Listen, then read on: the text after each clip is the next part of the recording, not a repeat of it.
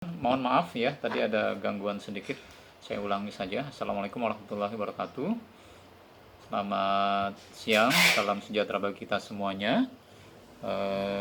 Selamat datang di perkuliahan manajemen UKM. Ya, hari ini kita memasuki pertemuan ke-9. Masih ada kekurangan pertemuan, ya, karena memang kita lagi atur waktu. Yang seharusnya hari ini sudah di pertemuan ke berapa ya teman-teman? Kalau ngikutin jadwal seharusnya sudah pertemuan yang ke-13 ya. Ya, jadi nanti kita coba upayakan di 2 minggu ini selesailah untuk perkuliahan Anda dengan saya. Tinggal nanti menunggu jadwal UASnya saja. Ya, minggu lalu kita sudah UTS. Mudah-mudahan teman-teman semuanya sudah mengirimkan jawabannya dan nanti akan saya periksa untuk menjadi bagian dari penilaian akhir dari perkuliahan kita. Ya, seperti biasa, sebelum kita mulai perkuliahan ini kita berdoa dulu menurut agama dan kepercayaan kita masing-masing. Doa dimulai.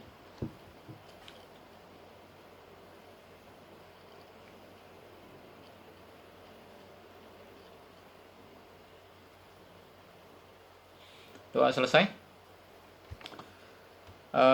Teman-teman, di pertemuan yang ke-9 ini kita akan membahas tentang pemasaran, aspek pemasaran di dalam UKM. Ya, walaupun di pertemuan beberapa waktu yang lalu saya sempat singgung juga ya terkait pemasaran UKM. Saya berikan contoh terkait usaha yang saya jalani saat ini. Ya, tetapi nanti untuk hari ini saya akan membahas atau memberikan tambahan materi terkait digital marketing, ya, terkait pemasaran secara digital. Tidak kita tutupin bahasanya masa pandemi ini berdampak sangat signifikan terhadap pertumbuhan bisnis UKM itu sendiri, ya, termasuk mengganggu pemasaran, ya, dari produk-produk UKM. Ya, banyak UKM yang berhenti, yang tutup, walaupun banyak yang tumbuh, tetapi pandemi ini menjadi masalah besar bagi para pelaku UKM. Banyak upaya-upaya yang dilakukan oleh pemerintah dalam hal membantu para pelaku UKM supaya bisa bangkit kembali, termasuk dengan cara mengembangkan dari sisi teknologi digitalisasinya. Ya, nanti seperti apa programnya. Kemudian ada juga kendalanya, bukan berarti tidak ada kendala pada saat melakukan perubahan termasuk di dalam pemasaran. Ya, salah satunya mungkin gaptek gitu ya. Banyak pelaku KM yang nggak bisa mengoperasikan gadgetnya untuk berjualan lewat media sosial misalkan, atau lewat marketplace. Ya, mungkin banyak yang belum terbiasa, ya, belum bisa beradaptasi dengan kemajuan teknologi saat ini. Nah, itu pembukaan dari saya. Saya mau share screen dulu.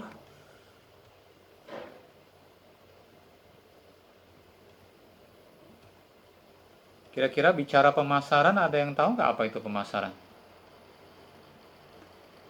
Teman-teman.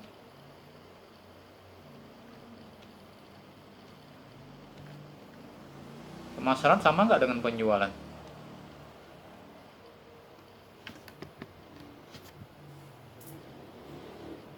Beda ya? Bedanya apa kalau boleh tahu?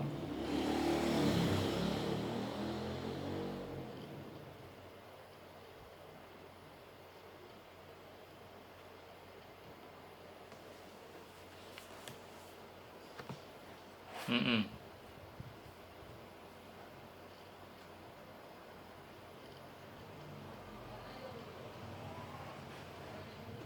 Gitu ya. Oke. Baik. Ada yang lain pendapatnya?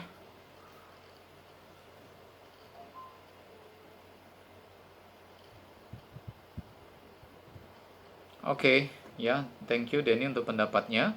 Ya, kurang lebih sih mendekati ya, walaupun kurang lengkap, karena di luar sana terjadi mispersepsi terkait pemasaran dengan penjualan begitu. Ya, padahal secara teori dan prakteknya kalau mau dijalankan juga berbeda. Ya, banyak perusahaan-perusahaan mencari tenaga pemasaran, ya, tetapi ujung-ujungnya disuruh jualan begitu. Ya, secara teori pemasaran itu nggak jualan, ya jualan saja. Ya, bagian pemasaran itu memikirkan bagaimana promosinya, bagaimana menciptakan produknya, ya, bagaimana untuk program, bagaimana untuk harganya. Ya, nah bicara pemasaran bicara 4P. Ya, ada produk, ada price, ada place tempat jualannya, ya, kemudian ada promotion, ya, atau ajang untuk promosinya. Nanti itu juga kita akan bahas sedikit terkait 4P ini. Karena bicara pemasaran sekali lagi tidak lepas dari apa yang dikatakan Philip Kotler, yaitu 4P, ya, atau marketing mix. Nah, tapi sebelum masuk ke marketing mix, kita bahas dulu apa itu pemasaran sebenarnya. Ya, pemasaran itu bukan seperti lagunya Rhoma Irama, ya, yang sungguh mati aku jadi pemasaran, bukan begitu. Ya, itu kalau itu penasaran, ya. Nah, apa itu pemasaran, teman-teman? Pemasaran itu adalah proses menyeluruh, ya, terpadu dan terencana yang dilakukan oleh sebuah organisasi. Teman-teman bisa lihat slide saya kan? Bisa, ya. Jadi sebuah proses menyeluruh, ya, terpadu dan terencana yang dilakukan oleh sebuah organisasi. Sebuah organisasi itu bisa perusahaan, ya, atau lembaga, atau termasuk pelaku usaha seperti para pelaku usaha kecil menengah dalam melakukan usaha agar mampu mengakomodir permintaan pasar dengan cara. Nah, ini sudah masuk dengan caranya, berarti 4P ini kurang lebihnya mewakili. Yang pertama menciptakan produk, ya. Kemudian tentunya produk yang layak dijual. Ya, nanti saya akan berikan contoh kembali produk seperti apa yang layak dijual. Tentunya produk yang berkualitas. Nanti ada beberapa kriteria produk yang memang layak untuk dijual di pasar. Ya, kemudian dengan cara menentukan harga. Berarti P yang kedua kalau dalam marketing mix 4P. Ya, kemudian mengkomunikasikannya. Berarti masuk ke dalam promosi ini. Ya, kemudian menyampaikan, ya, dan saling bertukar tawaran yang bernilai bagi konsumen, klien, mitra, dan masyarakat umum. Ya, ini definisi pemasaran. Ya, walaupun ada beberapa definisi dari pendapat para ahli, tapi kurang lebihnya hampir sama. Ya. Nah, kemudian apa itu strategi pemasaran? Dalam pemasaran ada strategi. Ini yang saya sampaikan tadi bahwasanya ada 4P. Teman-teman yang nanti fokusnya di pemasaran ini harus ingat, ya. Atau mungkin teman-teman yang saat ini sedang bekerja di bagian pemasaran, ya, bicara pemasaran tidak lepas dari 4P ini. Ya, apa itu 4P? Yang pertama adalah produk. Ya, produk apa yang dibutuhkan oleh konsumen? Ya, tentunya sekali lagi produk-produk yang memang berkualitas dan memang dibutuhkan. Karena kalau Anda menciptakan produk yang tidak dibutuhkan, ya nggak laku gitu loh. Ya. Baru yang P yang kedua, ya, P yang kedua adalah price-nya atau harga. Pada tingkat harga berapa konsumen mampu membayar? Makanya nanti ada market segmentation, menentukan segmen-segmen dari pelanggan sendiri. Ya, seperti apa. Kemudian P yang berikutnya yaitu promotion. Ya, media promosi yang tepat seperti apa untuk produk yang kita miliki. Apakah mau jualan secara offline atau online? Ya, dalam hal ini nanti saya akan berikan contoh yang pemasaran secara online atau lewat digitalisasi. Kemudian yang terakhir, P yang terakhir yaitu tempat atau place-nya. Ya, di mana produk tersebut dapat diperoleh dengan mudah. Ya, termasuk di dalamnya ada di marketplace.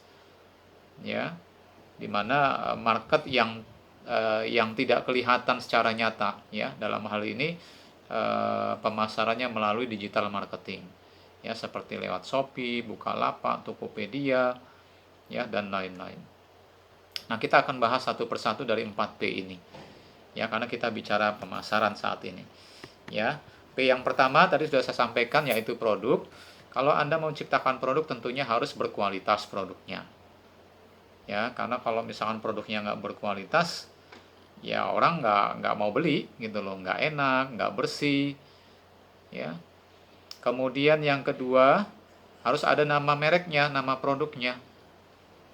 Ya, kalau misalkan Anda mungkin pernah beli ya, ada keripik di pinggir jalan gitu ya, jualan nggak pakai merek, kemudian dibandingkan yang ada mereknya, mana lebih enak untuk Anda beli? Lebih nyaman begitu. Ya. Novi pilih yang mana, Novi?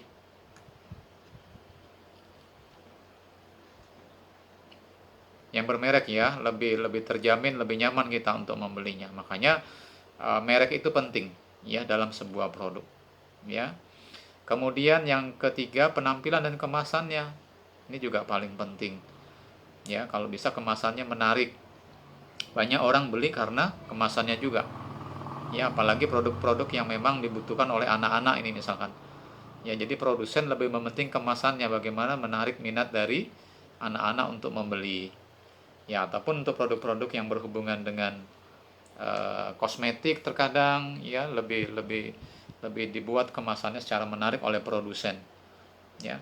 Kemudian yang kelima, bicara produk, ya tolong bisa diperhatikan tentang ukurannya. Ya, kalau bisa ukurannya itu yang bisa mewakili dari kebutuhan konsumen. Ya, ada kemasan yang memang untuk kemasan digunakan dalam jangka waktu yang panjang, kemasan besar, atau mungkin bisa diciptakan produk yang ukurannya ekonomis, ya, yang kecil, simple, bisa dibawa kemana-mana. Ya. Kemudian yang keenam, bicara produk, bicara tentang pelayanan purna jual atau after sales service-nya. Ya, setelah beli ada nggak garansinya kalau kita bicara produk yang dari perusahaan menengah ke atas lah. Ya, beli televisi misalkan, ada nggak garansinya setelah beli? Beli mobil ada nggak garansinya? Bagaimana perawatannya setelah habis masa garansinya? Ini juga perlu diperhatikan terkait produk. Ya, tapi kalau untuk apa namanya, untuk usaha mikro ya saya pikir tergantung kebijaksanaan dari masing-masing produsen. Karena kalau perusahaan-perusahaan mikro ini kan jarang yang ada bertahan lama. Ya, lebih cenderung ke makanan, minuman. Ya, kalau pelayanan purna jualnya ya tentunya lihat kasusnya lah ya. Kalau di produk yang kami jual sendiri untuk yang grosir, kalau misalkan masa berlakunya sudah kadaluarsa, sudah lewat, kami berikan garansi lah. Ya, kami berikan garansi bahwasanya produknya bisa dikembalikan, kita ganti yang baru. Ya. Itu terkait produk. Sampai di sini ada pertanyaan?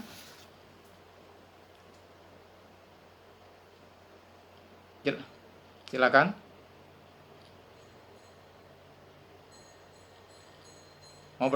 Oh, jelas, oke. Ya, jadi tolong perhatikan nanti teman-teman yang ingin memiliki usaha mikro kecil menengah, dari sisi produk Anda harus perhatikan 5 poin ini. 6, sorry. Ya. Kemudian yang kedua, ya ini masih terkait dengan produk. Ya, tadi sudah saya singgung bahasanya produk itu harus ada mereknya. Ya, nah ini perbandingannya. Ya, ada yang produknya sama tapi tidak bermerek dibandingkan produk yang bermerek dan kemasannya juga bagus. Ya. Nah, kalau misalkan mereknya bagus, kemasannya bagus, kita sekaligus bisa mengiklankan produk itu. Ya, sehingga bisa membuat image yang baik, bahwasanya kita beda dengan produk yang tidak ada mereknya. Ya. Dalam pembuatan merek sekali lagi Anda harus pertimbangkan ya, pertimbangan yang pertama mudah diucapkan, mudah